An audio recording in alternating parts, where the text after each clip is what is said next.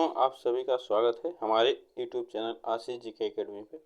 तो दोस्तों, यह आज का टॉपिक हम लोग जो कर रहे हैं यह संज्ञा हिंदी का हम लोग संज्ञा है और यह हिंदी का टॉपिक है। तो आप लोग इस वीडियो में बने रहिएगा और इसमें जो संज्ञा है, संज्ञा के बारे में हम लोग सभी जितने भेद हैं वह सभी को हम लोग पढ़ेंगे। तो चलिए स्टार्ट करते हैं और हम लोग इसमें टॉपिक वाइज नोट्स कर रहे हैं। तो आप लोग जो लोग नहीं देख पा रहे हैं देखें तो आप प्ले लिस्ट में जाकर देख सकते हैं, ठीक ना। तो चलिए स्टार्ट करते हैं। आज का पहला टॉपिक जो हम लोग का संज्ञा है, तो संज्ञा आज हम लोग पढ़ते हैं। तो संज्ञा क्या होता है? देखिए, संज्ञा होता है, इसकी परिभाषा होता है किसी व्यक्ति, वस्तु, स्थान अथवा भाव के नाम को ही संज्ञा कहते हैं। जो हमारे आसपास की चीज़ें होती हैं वह सभी चीज़ क्या है? संज्ञा है। सबका एक नाम है, वह वस्तु है, ठीक ना। वह जो भी हमारे आसपास की चीज़ें हैं वह सब कुछ संज्ञा है, ठीक ना। तो आप लोग इसको याद रखिएगा। और संज्ञा के कितने भेद होते हैं? तो संज्ञा के आप बता सकते हैं कितने भेद होते हैं? 5 भेद होते हैं, ठीक ना। आप लोग इसको याद रखिए। क्वेश्चन आता है यूपी टेट में कि संज्ञा के कितने भेद होते हैं, या यस टेट में भी पूछ सकता है, ठीक ना।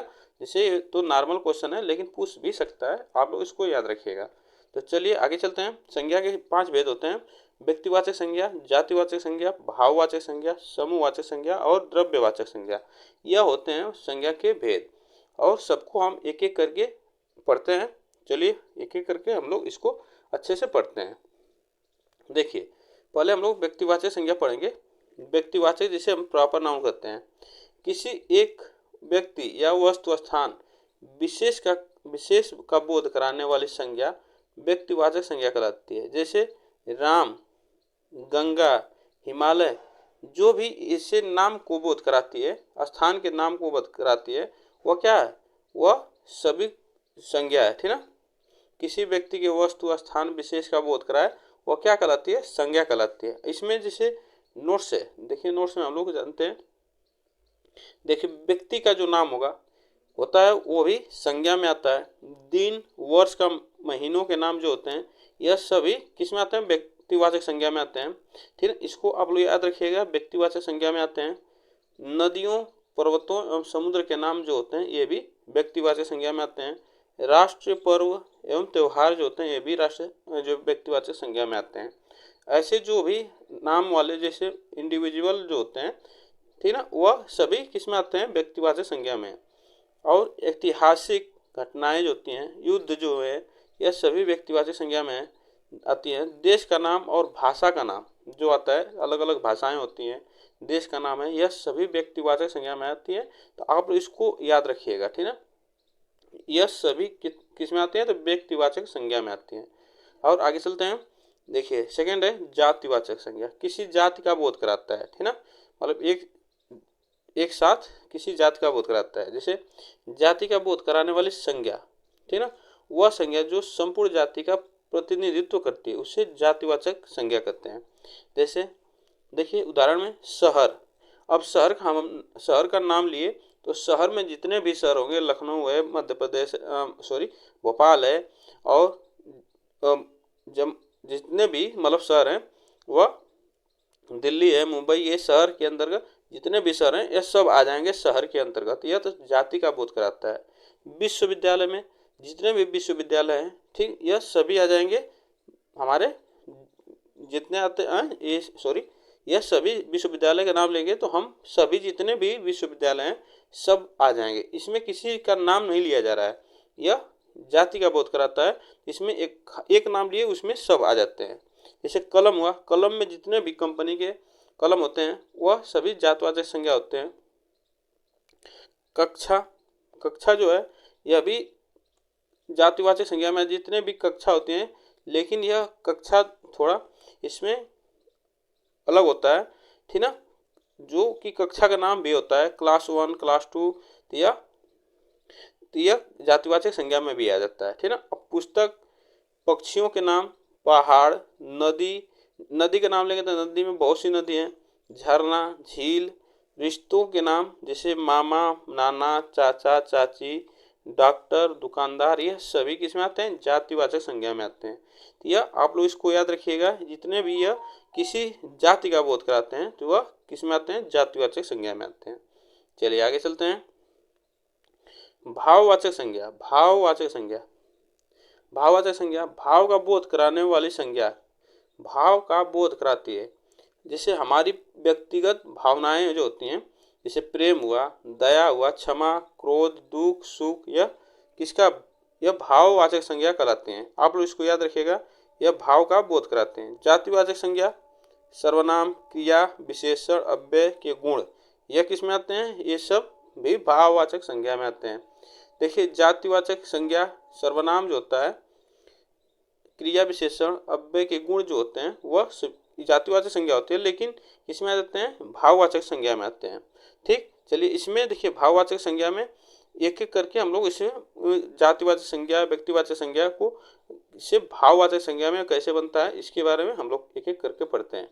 देखिए जातिवाचक संज्ञा से भाववाचक संज्ञा, जैसे लड़का हुआ, यह लड़का है तो क्या है? जाति बता रहा है कि लड़के जितने भी लड़का हुआ उसमें लड़कपन, अगर हम पन जोड़ दें तो यह क्या हो जाएगा? भाववाचक संज्ञा हो जाएगा। मानव, उसमें मानवता हो जाता है भाववाचक संज्ञा। स्त्री, स्त्रीत्व, यह भाववाचक संज्ञा हो गया। अब इसमें देखिए नोट में जिस संज्ञा में उपसर्ग लगा हो वह संज्ञा प्राय भाववाचक संज्ञा होती है। आप लोग इसको याद रखिएगा, जिस संज्ञा में उपसर्ग लगा हो वह संज्ञा प्राय भाववाचक संज्ञा होती है।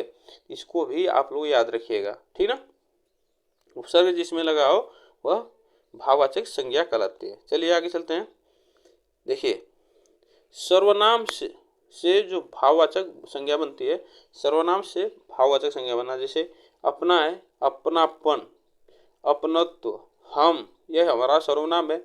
हमारा, निज, निजता या निजत्व, यह किस में आते हैं? सब भाववाचक संज्ञा में आते हैं, ठीक ना। और इसमें पूछ रहा है फिर आगे विशेषण से भाववाचक संज्ञा। विशेषण से भाववाचक संज्ञा, सुंदर, सुंदरता, चोर, चोरी, क्या यह भाव बता रहा है।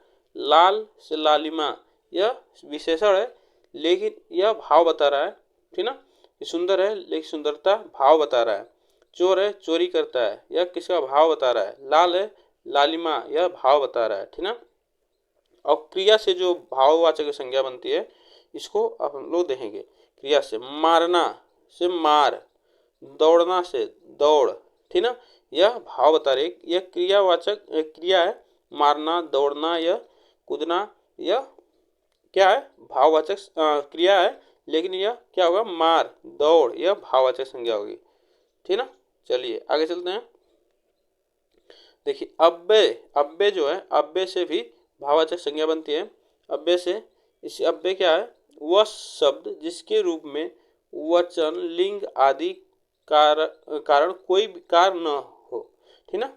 लिंग, वचन आदि के कारण कोई विकार न हो, वह क्या कहलाती है? अव्यय कहलाती है। जैसे इसमें कोई, जैसे लड़का हुआ, जैसे लड़का प्रतिदिन नहाता है, इसमें लड़का प्रतिदिन नहाता है, लड़की प्रतिदिन नहाती है, इसमें प्रतिदिन क्या हमारा अव्यय है, यह अविकारी है, ठीक ना। इसमें लिंग वचन के अनुसार यह कोई विकार नहीं हो रहा है, मतलब चेंज नहीं हो रहा है, तो यह क्या है? हमारा अव्यय। तो इसको आप लोग याद रखिएगा।